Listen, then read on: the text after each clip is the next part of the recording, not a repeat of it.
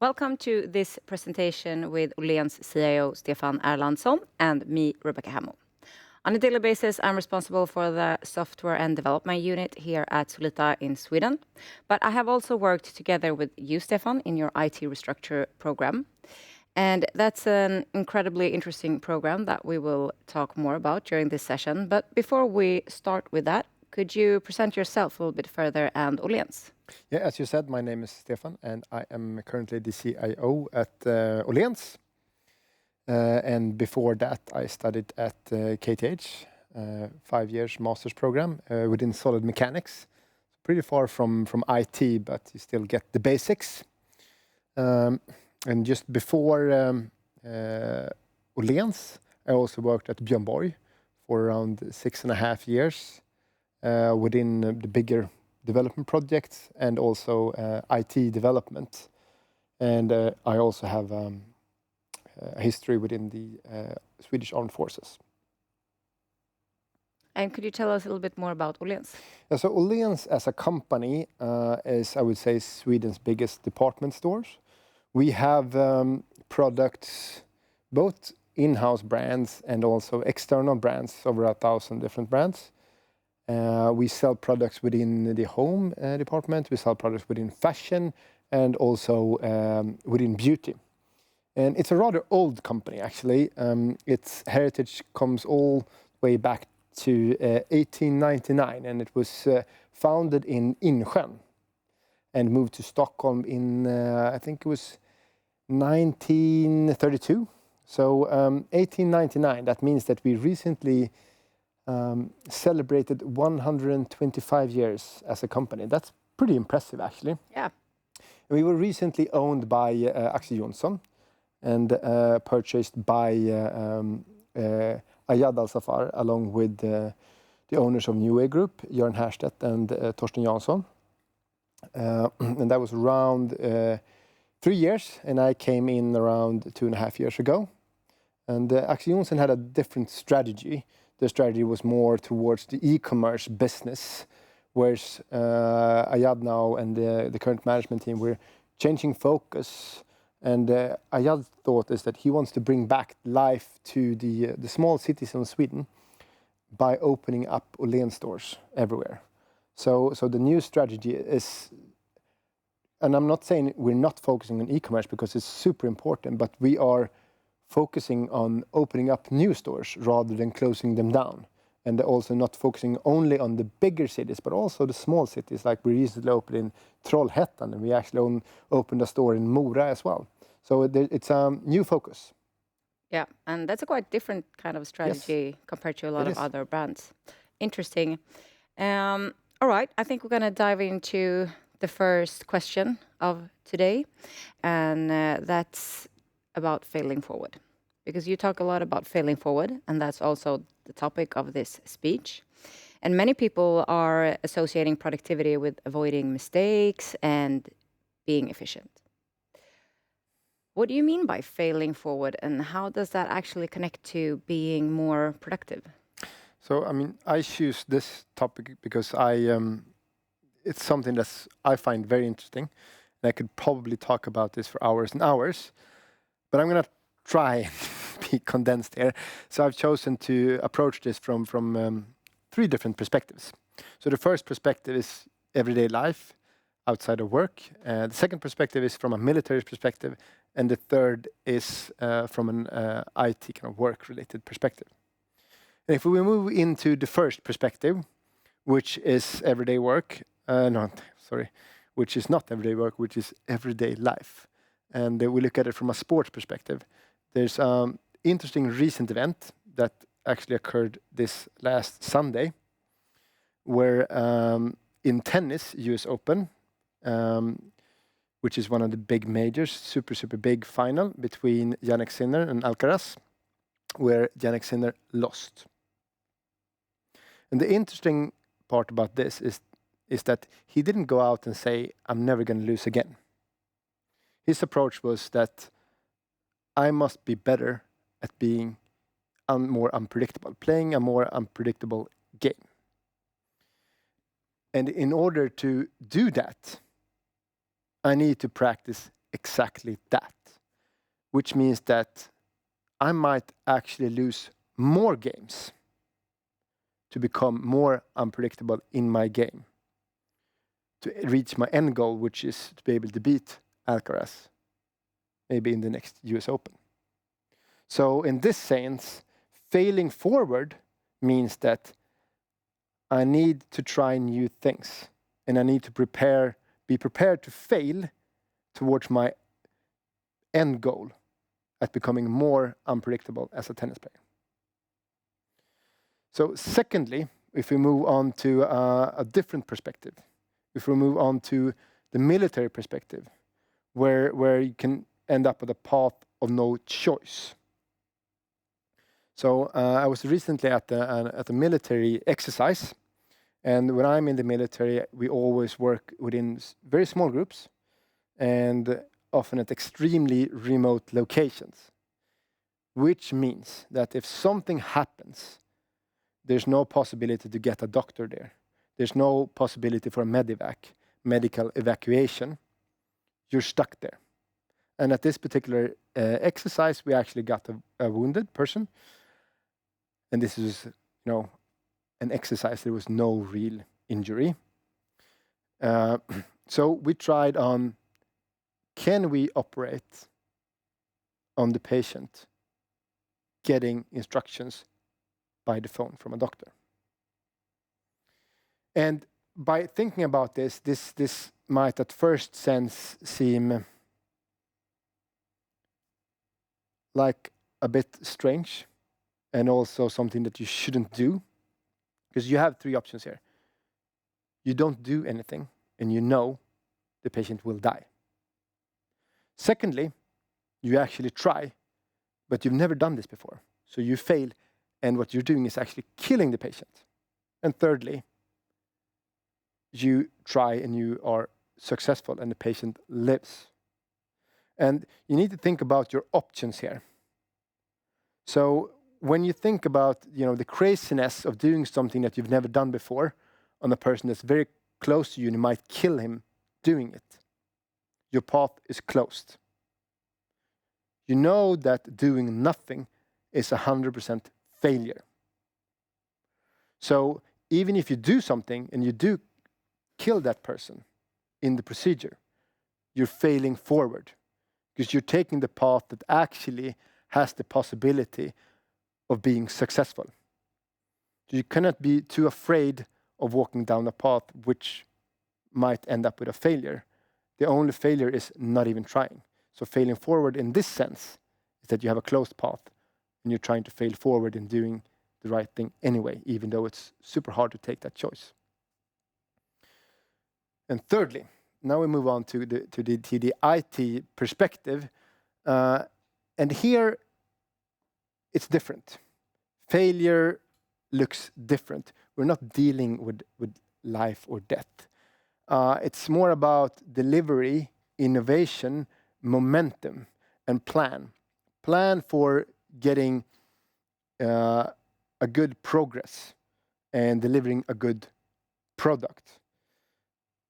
And if we just plan and plan and plan and plan, there's a possibility that we won't even start and we will be too late in releasing our product. So in order to quote Reid Hoffman, he was the co-founder of LinkedIn, and he said something like, if you're not embarrassed by the first release of your first product, then you've released too late. Meaning that you have to iterate yourself towards your finished product. You have to dare to release something that is not perfect, and then iterate forward towards a product that you feel safe with, that you feel confident with, that is good enough. And then you can develop that in order for a really great product. But in essence here, failing forward is that you need to dare to start. You need to dare to not release a perfect product. Nothing will ever be perfect. So that's the three different perspectives here, I would say. All right. So what you're really saying is that you have to try in small chunks and be able to fail in order to be more productive or even have the chance of being more productive. Yeah, something like that. I mean, regardless if it's behind a screen or it's on a battlefield, real progress does not come from avoiding failure. It's come from like embracing it and then accepting that it's a part of moving forward, I would say. Yeah. Okay. We're gonna move on to our second question, and if we look at the bigger picture here, what role do you think an IT department should play in driving productivity in a modern company? It's a very interesting question and also rather hard to answer. There's no clear answer to that, but from my perspective, is that you need to try and make the IT department become a true business partner in the organization. So within each company or group, you have different departments. And you have processes within your company. And those processes often span between departments and also between systems. And here the IT department needs to not be a real department and support function, but rather a business partner towards all the departments. And think about the process flow that goes through systems and try and optimize the entire flow rather than optimize for one department. Sometimes, you approach the process and trying to be more effective in the first part of the process, and then you're sub-optimizing for the end of that process. So sometimes the solution is rather that, okay, you have to accept that the first part of the process that involves this particular department in the company, they will need to hire. They will need to spend more time in order to save time in the entire process. Because what you have to think about it as a whole, that there's a cost on a process that is not linked to a particular department. It's the combination of all the departments' administrative work and also their time. And you have to think about it as a whole process and try and optimize the entire process. And in order to do that, you need to step out and try and become a business partner for the entire organization, I would say. Okay, interesting. And you're doing a lot of change at Åhléns in the IT department. You're going to launch a couple of new systems. How are you working with this in your program, or do you work with this in your program? We most definitely do. I would say that this is the hardest question of them all. I'm not trying, be fast in this and saying that I don't have a clear answer for this. It is something that you need to work on constantly, and with management buy-in, clear prioritization from management, making sure that you drive one project at a time and have priority on that. You make sure that you have proper resource commitment on the projects that you're driving. You make sure that you have clear change management, because when you're driving IT change, you're also driving process change. You need to make sure that the organization is aligned with that, and then that the management, is backing up that change. And you need to be able to kind of risk mitigate along with the management team, because as I said, you might not deliver first, great product. You need to risk mitigate that and have a buy-in on that. And you need to make sure that the IT department gets a chance to deliver on a good demand that is not set up as a solution, backing the IT department in a corner. So they need to be open in solving the problem from a kind of user story demand rather than a solution demand. So everything starts with like the management team then, that's what you're saying? That's what I'm saying, yes. Yeah, and that's how you're trying to make it work in your own organization. Something like that. Okay. we're gonna jump over to the topic of AI, of course, and AI is changing how we work, whether we like it or not. From your point of view, how should companies approach AI to truly enhance productivity rather than just efficiency? Yeah, okay, so here I'm going to be a little bit disruptive. I know you're going to laugh when I say that. So at first you have to realize the truth is that AI as artificial intelligence does not exist. It doesn't.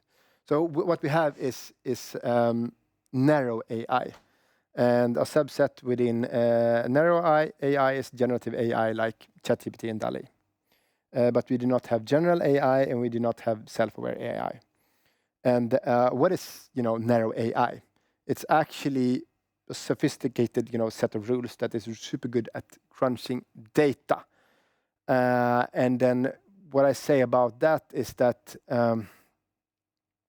it's more like a structured statistical way of working with data. And when I say that, you actually have the solution for that. And that is that you need to own your data. You need to regard AI as a tool. So if you think about internet, everybody says, we need to start using internet without asking the question on what problems are we solving with internet. It's the same thing with AI. What problem do you have? Okay, I have this problem. Okay, is AI a tool in order to solve this particular problem? Yes or no? And then the second question is my data good enough? Do I have control of my infrastructure that I can use AI as a tool here? So I think that in order to work with AI, which is super, super important, it's moving so fast, you need to do it. Then you need to control your data and infrastructure so that you can use AI as a tool in the right manner. Do you have an example of how you do it at Åhléns or how you have started to approach it? So, I mean, I have a saying that you think big, you act small. So what we've done is that we have a chatbot. It's not hard. We try and use the same chatbot also towards our manuals. We look at small projects that we can use it. But then what we're doing mostly is that we're now looking into our data to making sure that we control that so that we can use AI even more efficiently and increase productivity. Have you been able to see any productivity or change in productivity by those small AI I would say, initiatives? yeah, the change in chatbot was an increase, I would say. And then for the rest, we'll see. Yeah. Okay, so we're starting to reach the end. Is there anything else you would like to say? Maybe just summarize it by saying that winners are the ones that's successful are not the ones that are afraid of failure, but rather embrace it and learn from it. Great. Thank you for being here. Thank you.